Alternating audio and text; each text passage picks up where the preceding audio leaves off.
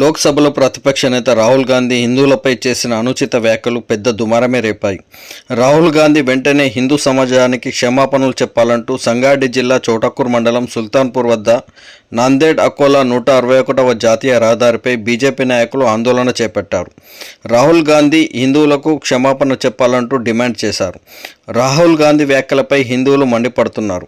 ప్రభుత్వానికి జవాబుదారీగా ప్రజల గొంతుకగా ఉండే ప్రతిపక్ష నేత పార్లమెంటులో ఇలాంటి బాధ్యతారహిత వ్యాఖ్యలు చేయడం సిగ్గుచేటు అన్నారు. పార్లమెంటులో ఎంతోమంది నాయకులు ప్రతిపక్ష నేత పాత్రను ఎంతో బాధ్యతాయుతంగా నిర్వర్తిస్తే నేడు అందుకు విరుద్ధంగా రాహుల్ గాంధీ వ్యవహరించారని బీజేపీ శ్రేణులు ధ్వజమెత్తారు. ప్రతిపక్ష నేత రాహుల్ గాంధీ తన తొలి ప్రసంగంలో బాధ్యతారహిత వ్యాఖ్యలు చేశారని మండిపడ్డారు. లోక్సభ వేదికగా రాహుల్ గాంధీ హిందువులపై విద్వేషపూరితమైన వ్యాఖ్యలు చేసి ఆయనకు హిందూ సమాజంపై ఉన్న వ్యతిరేకతను మరోసారి తన వ్యాఖ్యల్లో రుజువు చేసుకున్నారన్నారు. ధ్వజమెత్తారు.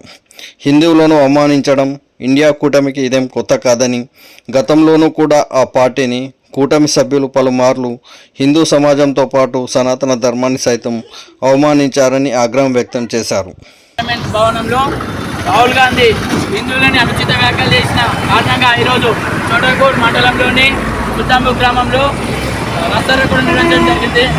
కాంగ్రెస్ నాయకులు మేము ఒకటే తెలియజేస్తున్నాము, ఉన్నటి వరకు ఎలక్షన్ టైంలోనేమో హిందువులు గుడి మందిర్ అని చెప్పి రాజ్యం చేసిన కాంగ్రెస్ పార్టీ కావచ్చు, రాహుల్ గాంధీ కావచ్చు, బిడ్డ మేము కబడ్దారు చెప్తున్నాం రాహుల్ గాంధీకి. ఈరోజు మీరు ఎంత ఇష్టం వచ్చినా మీ నోటి పదజాలంతో మాట్లాడుతున్నారు. హిందువులు ఈరోజు 100 కోట్ల మంది హిందువులు ఓట్లు వేస్తున్నాయి. కాంగ్రెస్కు 99 సీట్లు వచ్చినాయని మర్చిపోకు. రానున్న రోజుల్లో ఈ కాంగ్రెస్ పార్టీ కావచ్చు, ఇల్లు కావచ్చు పొందబెట్టడం ఖాయమని భారతీయ జనతా పార్టీ ఖచ్చితంగా మేము తెలియజేస్తున్నాం. తెలిసిపోయింది. వ్యతిరేకంగా పనిచేస్తున్న పార్టీ కూడా కాంగ్రెస్ పార్టీ. ఈ మధ్య కాలంలో ఎలక్షన్ పురస్కారాలు చేసి ఈరోజు ఆ దేవుళ్ళని కించపరిచినట్టు రాహుల్ గాంధీ వ్యవహరిస్తుండో. మొన్న హిందువులను ఈరోజు కాంగ్రెస్ పార్టీ ఆలోచించాలి. ఎందుకంటే హిందువుల ద్రోహిగా మిగిలిపోయిండు రాహుల్ గాంధీ.